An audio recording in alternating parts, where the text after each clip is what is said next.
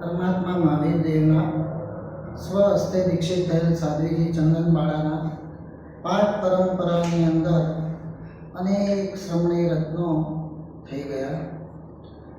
આ એક સરસ મજાનું ઉદ્યાન છે. આ ઉદ્યાનની અંદર અનેક મજાના શ્રમણીય પુષ્પો ખીલે છે. આપણને ધ્યાન પણ હોતું નથી કે એક એક રત્નો કેટલા કિંમતી હોય છે. આ શ્રમણી વૃંદની પાઠ પરંપરામાં એક સરસ મજાનું મગમગાયમાન ખીલેલું પુષ્પ એટલે જ સાધ્વીજી શ્રી સ્વયંપ્રભા શ્રીજી મહારાજ 2 દિવસ પહેલાં 30 એપ્રિલના સાંજે 8 વાગે 8:30 વાગે જેઓનો કાળ ધર્મ થયો. દરેક વ્યક્તિ ગુણાનુવાદને લાયક હોતી નથી. ગુણિયલ વ્યક્તિ ગુણાનુવાદને લાયક હોય છે. ઘણા બધા લોકો જન્મે છે, જીવન જીવીને ચાલ્યા જાય છે, જેની નોંધ પણ લેવાતી નથી. અને કેટલીક વ્યક્તિઓ એવી હોય છે કે જે જીવન જીવીને જાય છે તે ક્યારેય લોક હૃદયમાંથી ભૂસાતી નથી, ભૂલાતી નથી.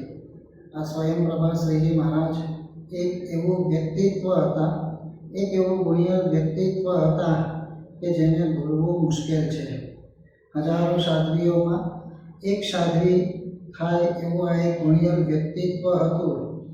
સ્ત્રીઓમાં સામાન્યથી એમ કહેવાય કે દોષ બહુલતા હોય, પણ કોક વિરલ સાધ્વી ગુણોથી મગમગાયમાન પણ હોય છે. એમાંના એક એટલે આ સાધ્વીજી સ્વયંપ્રભા શ્રીજી. ગુણો 2 પ્રકારના હોય છે. એક બાહ્ય ગુણો હોય છે, એક આભ્યંતર ગુણો હોય છે. બાહ્ય ગુણો ક્રિયાત્મક હોય છે. ભાઈ તમે કેટલી તપસ્યા કરી, ભાઈ તમે કેટલો સ્વાધ્યાય કર્યો, ભાઈ તમે કેટલી સાધના કરી, આ બધા બાહ્ય ગુણો હોય છે. અને બાહ્ય ગુણોની વિશેષતા એ છે કે જેની ગણતરી થાય છે, જેની જાહેરાતો થાય છે, જે બહારથી દેખાય છે. પણ અભ્યંતર ગુણો એક એવા હોય છે કે ના તો એની ગણતરી થતી હોય છે, ના એની કોઈ જાહેરાતો થતી હોય છે, કે ના લોકોને દેખાતું પણ હોય છે. એ તો માત્ર અંદરથી અનુભવવાનો વિષય છે. અંદરથી એક આનંદની અનુભૂતિ થાય એ આ ગુણોની એક માર્મિકતા છે. આવા અનેક ગુણો આ સાધ્વીજી સ્વયંપ્રભા શ્રીજીમાં હતા. શરૂઆતનો જ વિચાર કરીએ. અમારા ગુરુદેવ વિજય હેમચંદ્ર સુરેશ્વરજી મહારાજા અને આ સાધ્વીજી એટલે સરસ્વતી બેનો એક સ્નેહ થઈ ગયો હતો. આજથી લગભગ 80 વર્ષ પહેલાંની વાત, 75-80 વર્ષ પહેલાંની વાત. આંખમાં આંખ મળી ગઈ, દિલથી દિલ મળી ગયું. પણ એ સમય મર્યાદાનો સમય હતો. આજના જેવો સ્વતંત્ર સ્વચ્છંદ મર્યાદા ભંગ કરવાનો ઉલ્લંઘ સમય નહોતો. માત્ર એક બાહ્ય પ્રેમ, લાગણી, સ્નેહ બંનેની અંદર ઉભરાયા અને મનોમન નક્કી કર્યું કે આપણે બંને જણાએ આગળ વધવું. અને આગળ કુટુંબની સંમતિથી વધ્યા પણ ખરા. સગાઈ પણ થઈ, 2 વર્ષ સગાઈ ચાલી પણ ખરી. પણ લેખ કોઈ અલગ લખાયા હશે. પ્રેમ સુરીશ્વરજી મહારાજા, ભુવન ભાનુ સુરીશ્વરજી મહારાજા, એમની મુંબઈમાં પધરામણી થઈ. વ્યાખ્યાનોનો ધોધ વરસ્યો, વૈરાગ્યની વાણીઓ વરસી. અને આ હીરાભાઈ વ્યાખ્યાનમાં ગયા, પલળ્યા, ભાવિત થયા, મન ડામાડોળ થયું. દીક્ષાની ભાવના થઈ. દીક્ષા લો કે લગ્ન કરું, આ દુવિધાની અંદર અટવાતા હતા. એમાં ગુરુદેવની અસીમ કૃપાથી એક દ્રઢ નિર્ણય થયો કે આ જીવન સાધના માટે છે, મારે દીક્ષા લેવી. સામે પક્ષે જ્યારે વાત કરી કે દીક્ષાના ભાવ છે, એક વખત તો ઉકળાટ થયો. જો તમારે દીક્ષા લેવાની હતી તો અમને માંગવું શું કામ મોકલ્યું? સગાઈ શું કામ કરી? અમારી દીકરીના જીવન શું કામ બગાડ્યા? કોકનો તો વિચાર કરવો જોઈએ, સામેવાળી વ્યક્તિનો વિચાર કરવો જોઈએ. આવા ટપકાઓ પણ મળ્યા, પણ વૈરાગ્ય ભાવ મજબૂત હતો. દીક્ષાના ભાવો એકદમ દ્રઢ હતા. સામા પાત્રને પણ કીધું કે મારે દીક્ષાનો ભાવ છે. અને આ પાત્ર એટલું સૌમ્ય હતું. આ પાત્ર એટલે સરસ્વતીબેન એટલા સરળ હતા.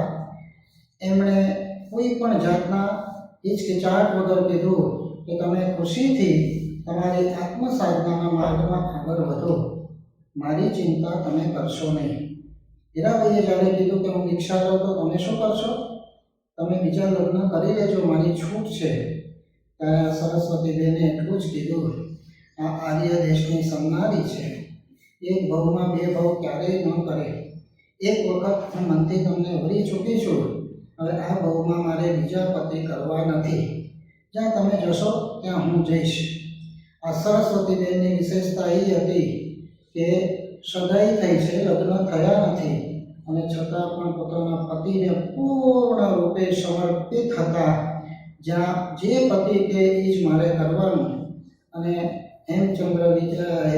હીરાભાઈની દીક્ષા થઈ 2008 જેઠ સુદ પાંચમના દિવસે.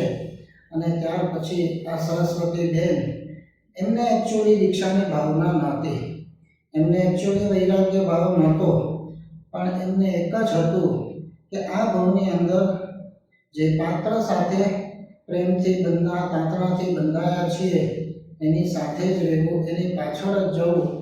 માર્ગ ભલે કદાચ સંસારનો હોય કે માર્ગ ભલે કદાચ સાધનાનો હોય, મારે એની સાથે નિષ્પત નથી, મારે તો મારા પાત્ર સાથે નિષ્પત છે. અને આ સરસ્વતીબેને પણ એમની પાછળ દીક્ષા લીધી. શાસ્ત્રમાં આવે છે, નેમિનાથ કુમાર પરણવા માટે જાય છે રાજુલને, પશુના પોકાર સુણે છે, રથ પાછા વાળે છે. કવિ કલ્પના કરે છે નેમકુમાર પરણવા નથી ગયા, પણ નેમકુમાર રાજુલને પ્રતિબોધ કરવા માટે ગયા. હે રાજુલ, સંસારના સુખ ભોગવી અને આપણે સંસાર અને સંસારના દુઃખોની પરંપરા વધારવી નથી, પણ આપણે સાધના કરી અને સંસારને સીમિત કરવો છે. કદાચ એવું લાગે કે આ હીરાભાઈએ પણ સગાઈ કરી અને સરસ્વતીબેનને એક દિવ્ય સંદેશ આપ્યો હોય કે આપણે ભલે કદાચ સંસારના સુખ ભોગવવાના નિમિત્તે સગાઈના નાતે ભેગા થયા હોય, પણ આપણે આ ભવમાં ભવોને વધારવા નથી, સંસારને વધારવો નથી, કર્મોને વધારવા નથી, દુઃખોને વધારવા નથી, પણ આપણે તો કર્મથી મુક્ત થવું છે. સાધના માટેનો આ ભવ છે, કર્મ ખપાવવા માટેનો આ ભવ છે. આ સંદેશ જાણે પોતાના પ્રિય પાત્રને આપવા માટે આવ્યા હોય. બંને જણા ત્યાં દીક્ષિત થયા અને દીક્ષિત થયા પછી પોતપોતાની સાધનામાં લીન થઈ ગયા. સંયમની સાધના, સ્વાધ્યાયની સાધના, સહાય કરવાની સાધના, વ્યવચની સાધના. હજારો સાધ્વીઓ તો છે, બધા ગુણિયલ જ છે, બધા સાધક જ છે, પણ આમની વિશેષતા કંઈક ઓર હતી. બાહ્ય ગુણો કેળવવા બહુ જ આસાન છે, પણ આભ્યંતર ગુણો કેળવવા બહુ જ કઠિન છે. આભ્યંતર ગુણોની અંદર આપણે વિચાર કરીએ કે સરસ્વતીબેન જેમણે પોતાના સંયમ જીવનના 66 વર્ષ પૂર્ણ કર્યા, અને આ 66 વર્ષમાં આભ્યંતર ગુણોની વિશેષતા એ હતી કે એમનો સ્વભાવ અતિશય સૌમ્ય હતો. ક્યારેય પણ સ્વભાવની અંદર ઉગ્રતા નથી, શબ્દની અંદર કટુતા નથી, મનની અંદર ક્યાંય કોઈ આવેશ નહોતા. સ્વભાવની સૌમ્યતાના કારણે તેઓ સર્વત્ર લોકપ્રિય બન્યા હતા. મનની નિર્મળતા ગજબની હતી. અત્યંત નિર્મળ મન, શરદ ઋતુના જળ જેવું. કોઈ પણ માયા, પ્રપંચ, કપટ, ઉથલ પાથલ, આધી પાછી મનની અંદર ક્યાંય નહીં. અને આ મનની નિર્મળતાના કારણે તેઓ પોતાની સાધના અને લોકોના હૃદયની અંદર સ્થાન પામી ગયા. ત્રીજા નંબરની અંદર હૃદયની સરળતા પણ ગજબની હતી. આ 3 ગુણો જેની અંદર હોય એ આત્મા કદાચ બાહ્ય સાધના ઓછી વધતી કરે તો પણ આ ગુણના પ્રભાવથી એમનો આધ્યાત્મિક વિકાસ પરાકાષ્ઠાએ પહોંચતો હોય છે. સ્વભાવની સૌમ્યતા, મનની નિર્મળતા અને હૃદયની સરળતા, આ 3 એમના ગુણ મુખ્ય હતા. એમના જીવનની અંદર ભરપૂર વાત્સલ્ય હતું. માત્ર પોતાની શિષ્યાઓને વાત્સલ્ય આપવું એટલું સીમિત નહોતું. એમના સાનિધ્યમાં કોઈ પણ આવ્યું વાત્સલ્યથી ભરી દેવાનું કામ જ એમણે કર્યું. બધાને એમ થતું ત્યાં અમારા એક માતાજી છે. શ્રાવકને પણ એમ થતું, શ્રાવિકાને પણ એમ થતું, એમના સંસર્ગ અને સંપર્કમાં આવનારને એમ થતું એક જન્મ દેનારી માતા તો છે જ, પણ આ પણ અમારી એક ધર્મ માતા છે. ક્યારેય કોઈના પ્રત્યે અસદભાવ નહીં, ક્યારેય કોઈના પ્રત્યે દુર્ભાવ નહીં, ક્યારેય કોઈને કટુ શબ્દ કહેવાના નહીં, ક્યારેય કોઈને ઉગ્રતાથી વ્યવહાર કરવાનો નહીં. આ બધા ગુણો આંખે ઉડીને વળગે એવા હતા. એમનું એક જ કામ હતું, બધાને પ્રેમ આપો, બધાને વાત્સલ્ય આપો અને બધાનું કામ કરો. વૈરાગ્ય ગજબનો હતો, વ્યાવચનો ગુણ પણ ગજબનો હતો અને વાત્સલ્યના તો જાણે એક મહાસાગર હતા. તમે કોઈને પ્રેમ આપવાનું કામ કરો અને કોકનો પરોપકાર કરો, ભક્તિ કરો, આ બે ગુણ એવા છે કે લોકોના હૃદયની અંદર તમને કાયમી સ્થાન મળી જાય. આ સાધ્વીજી સ્વયંપ્રભાશ્રીજી એમનું એક વિશિષ્ટ વ્યક્તિત્વ એવું હતું કે પોતાના જીવનમાં પોતાનો સ્વાર્થ નહોતો. કોઈનું પણ કામ કરવું, કોઈ પણ કામ કરવું, અડધી રાતે કામ કરવું, કોઈ સમુદાયનો ભેદ નહીં, કોઈ કચ્છનો ભેદ નહીં, કોઈ સાધુ સાધ્વીના ભેદ નહીં.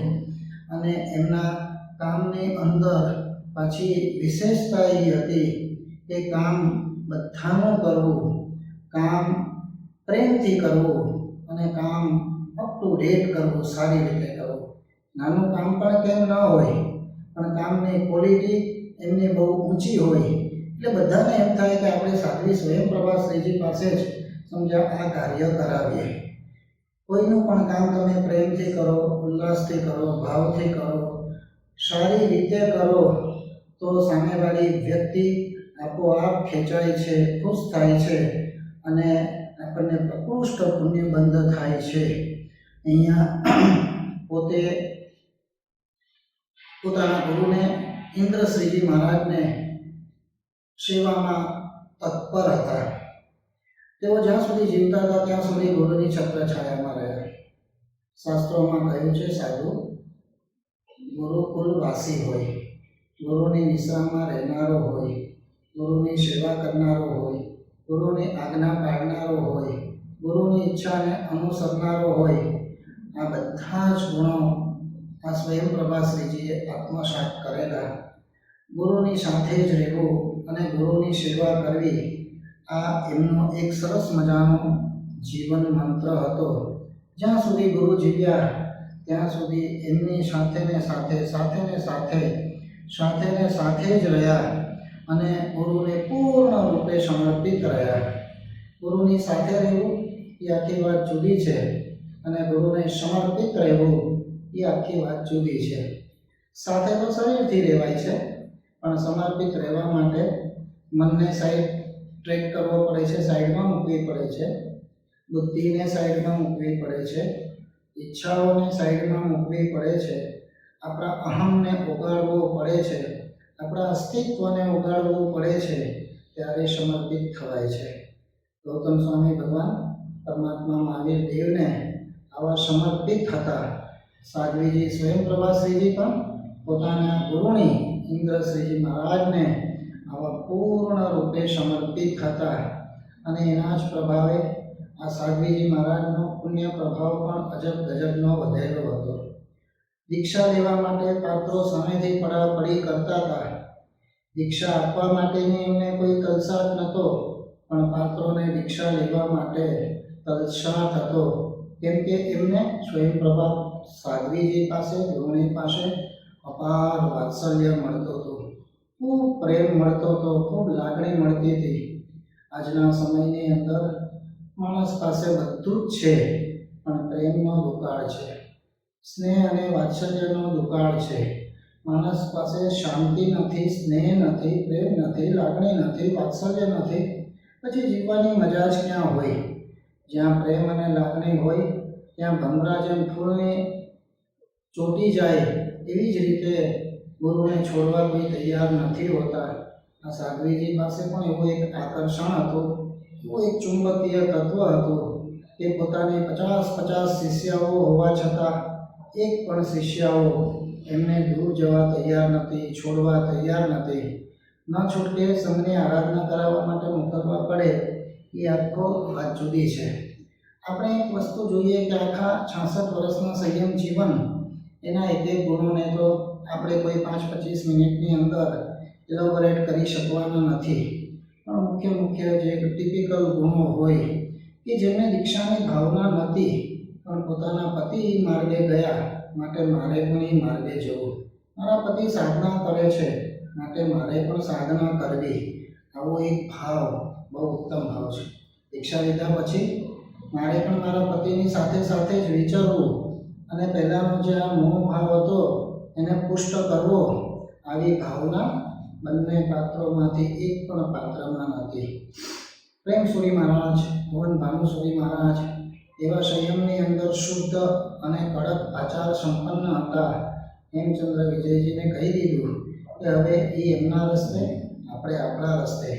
તમે સાચું નહીં માનો, એક પતિ પત્નીનો સંબંધ હોવા છતાં પણ દીક્ષિત થયા બાદ સાધુ સાધ્વી જીવનમાં આમ તો બધા ચોમાસા લગભગ સાથે રહેવાના હોય, સાથે કરવાના હોય, આખી જિંદગી સાથે રહેવાનું હોય. પણ આ એક યુગલ એવું એક વિશિષ્ટ હતું કે જેમણે 66 વર્ષમાં આ બંને જણાએ હાર્ડલી 6 કે 7 ચોમાસા કદાચ સાથે કર્યા હોય. હવે આપણે સાથે નહીં કરવાના, હવે આપણે મોહ વધારવાનો નથી, હવે આપણે મોહને ઘટાડવાના છે, કર્મને ઘટાડવાના છે. આપણે આપણી સાધના કરવાની છે, અંતર્મુખી સાધના કરવાની છે. બંને પાત્રો આ સમજતા હતા કે 66 ચોમાસામાંથી માત્ર 6-7 ચોમાસા સાથે કર્યા હોય. આ બંને પાત્રમાં ઝળહળતા વૈરાગ્યનું સૂચક છે, આ સાધનાની પરાકાષ્ઠાનું સૂચક છે, આ કર્મોને તોડવાની સત્વનું આ એક સૂચક છે કે આપણે આ સાધના જ કરવી છે. હવે વાત આવે છે કે સાધના તો કરી, વર્ષી તપ પણ કર્યા, તપસ્યાઓ પણ કરી, સ્વાધ્યાય પણ કર્યા. આસાદરીજી મહારાજ અમે ક્યારેક મળવા જઈએ ત્યારે વાત કરતા હતા કે રોજ સવારે 2 વાગે ઉઠી અને 7 વાગ્યા સુધી મોડે સ્વાધ્યાય કરતા હતા. કેટલી ગાથાઓ એમને કંઠસ્થ હતી. 85 વર્ષની ઉંમરે પણ ગાથાઓ કંઠસ્થ રાખવી, સ્વાધ્યાય અને પાઠ કરવા એ આ સાધુતાનો એક ઉજાસ છે. રોજ રાતના 2 થી સવારે 7 વાગ્યા સુધી સ્વાધ્યાય, જાપ, ધ્યાન, સાધના એટ ધ એજ ઓફ 85 વર્ષની ઉંમરે કરવા એ જ્વલંત વૈરાગ્ય અને પાપ વિરોધાનું સૂચક છે. ઝળહળતો વૈરાગ્ય હતો. હવે મારે સ્વાધ્યાય કરી લેવો છે. મને ઘણીવાર કહેતા હતા કે હવે મને કોઈ ટેન્શન નથી, મોત આવે તો પણ હું તૈયાર છું. સાધ્વીજીઓ, શિષ્યાઓ બધા સારા છે, બધા પોતપોતાની રીતે સરસ મજાની સાધના કરે છે. મારે હવે કોઈ જવાબદારી નથી, હું હળવી ફૂલ છું, મારી સાધનામાં હું મશગુલ છું. અને ઘણી વખત શરીરનો સ્વભાવ છે એટલે નાની મોટી બીમારીઓ તો ચાલુ જ રહે. ડૉક્ટર જિગ્નેશભાઈ અવારનવાર તેમની સેવા કરે, ટ્રીટમેન્ટ કરે, ઉપચારો કરે, પાછું સારું થાય, પાછું કંઈક બગડે. એમાં એક છેલ્લી ટિપિકલ વાત એ છે કે વ્યક્તિના જે ઋણાનુબંધ હોય છે, વ્યક્તિની જે લેણ દેણ હોય છે, કેટલી અજબ ગજબની હોય છે. હમણાં જ 30મી એપ્રિલે એમનો કાળ ધર્મ થયો અને 29મી એપ્રિલે પેટમાં દુખાવો થયો.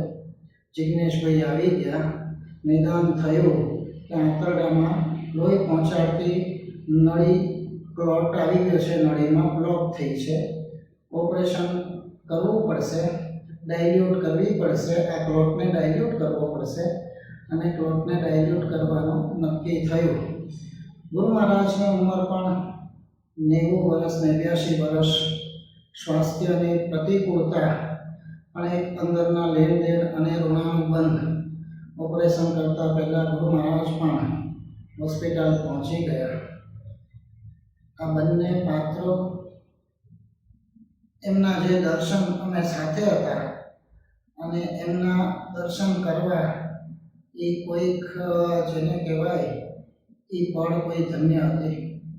ગુરુ મહારાજ ને મોહન હતો એમને આરાધના કરાવતા હતા, મહાવ્રત ઉચરાવતા હતા, નિર્યામણા કરાવતા હતા, બધું ઓસીરાવતા, બધું ખમાવતા હતા, અંત સમયની ક્રિયાઓ કરાવતા હતા. અને આ જોઈને હું તો ધન્ય ધન્ય થઈ ગયો કે જે પાત્રોને આજથી 75 વર્ષ પહેલાં જોડાણ થયું હતું, સંબંધ અને સમાગમ થયો હતો, સગાઈના તાંતણે બંધાયા હતા, જીવનની એક ચરમ સંધ્યાએ પાછા આ પાત્રો ભેગા થઈ રહ્યા છે. ભિન્નતા એટલી હતી કે પહેલા મોહના તાંતણે બંધાયા હતા, હવે સાધનાના તાંતણે બંધાયા છે. પહેલા એક સંસારના સુખની અપેક્ષાઓ હતી, હવે સાધનાની ઊંચાઈએ પહોંચવાની એક અપેક્ષા છે.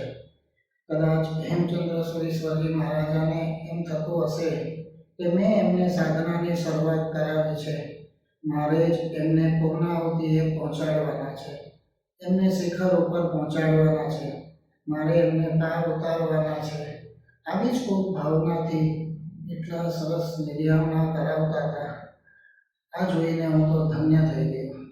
ત્યારે તમોને જે મને જોયા હશે તે ધન્ય છે. આ એક પળ બહુ અલૌકિક હતી, આ એક પળ બહુ જ અદ્ભુત હતી. સાધ્વીજી પણ બે હાથ જોડીને ગુરુદેવના શ્રી મુખે બધી જ આરાધનાનો હૃદયપૂર્વક સ્વીકાર કરતા હતા. અને પછી ઓપરેશન કરવા ગયા. ઓપરેશન થઈ ગયું, ગાંઠ પણ ક્લોટ પણ ડાયલ્યુટ થઈ ગયો, બધું સારું હતું. પણ 30મી તારીખે સવારે બીપીએ દબો દીધો, ફ્લક્ચ્યુએશન ડાઉન થયું, બીજો કોઈક નવો ક્લોટ આવી ગયો. જાગૃતિ પૂર્ણ હતી, શુદ્ધિ પણ પૂરેપૂરી હતી, સમજદારી પણ પૂરી હતી, સાંભળવાની તાકાત પણ પૂરી હતી. સાંજ સુધી તો કશું જ નહોતું. પણ સાંજે પાછા સાધ્વીજીના હોસ્પિટલમાંથી સમાચાર આવ્યા કે ગુરુદેવ આપ પધારો.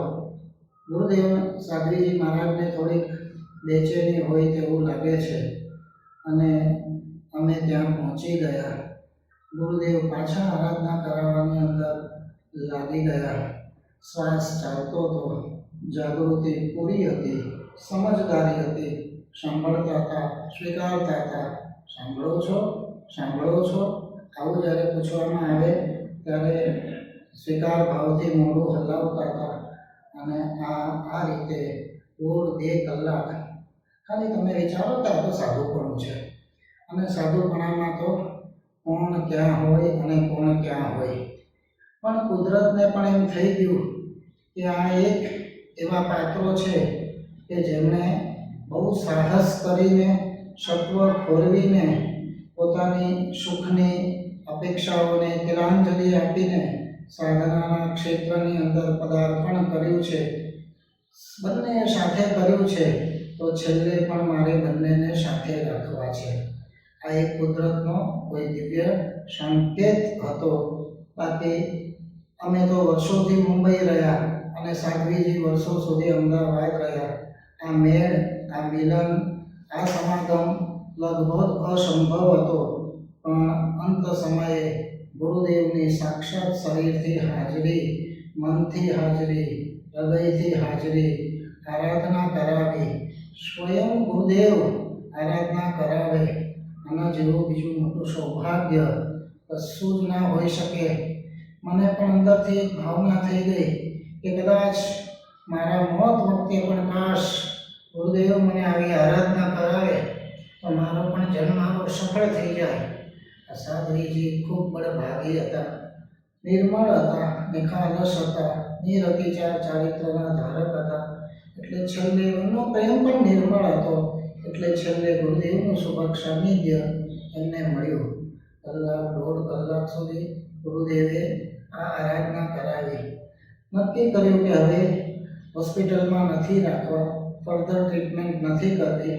અહીંયા નકામી કોઈ પીડાઓ થાય, યાતનાઓ થાય, આત્મધ્યાન થાય, ધ્યાનચૂક થાય, એના કરતાં ઉપાશ્રયમાં લઈ જઈને આરાધના કરાવીએ. હોસ્પિટલમાંથી ડિસ્ચાર્જ લીધો. નીચે આવતાની સાથે ફરી પાછા ગુરુદેવે નોકાર સંભળાયા ગેટની અંદર અને પૂર્ણ સ્વીકાર સાથે આ નોકાર મંત્રને સાંભળ્યા. ઉપાશ્રયમાં ગયા. ચતુર્વિધ સંઘ ભેગો થયો અને આ ચતુર્વિધ સંઘની હાજરીમાં નૌકાર મંત્રની ધૂમ ચાલી. બહુ ભાવોલ્લાસથી નૌકાર સાંભળતા આ સાધ્વીજી ભગવંત બરાબર 8:30 વાગે ગુરુદેવની હાજરીની અંદર નૌકાર સાંભળતા એમણે પોતાનો દેહ છોડી દીધો. રમેશ પરીખની એક પંક્તિ યાદ આવી જાય, ફૂલ બનીને અમે તો ભલે ને ખરી ગયા, ફૂલ બનીને અમે તો ભલે ને ખરી ગયા, ખુશ્બુથી કિંતુ પાલવ તમારો ભરી ગયા. આપણે જરા એને બીજી રીતે થોડુંક ફેર કરીને કહીએ, ફૂલ બનીને તમે તો ભલે ને ખરી ગયા. આ એક સરસ મજાનું મગાયમાન પુષ્પ હતું, જેણે પોતાના જીવનમાં બધાને સુવાસ આપવાનો, સુગંધ આપવાનો, બધાને ખુશ્બુ આપવાનું, બધાને ખુશ કરવાનું, પ્રેમ આપવાનું, વાત્સલ્ય આપવાનું જ કામ કર્યું છે. ફૂલ બનીને તમે તો ભલે ને ખરી ગયા.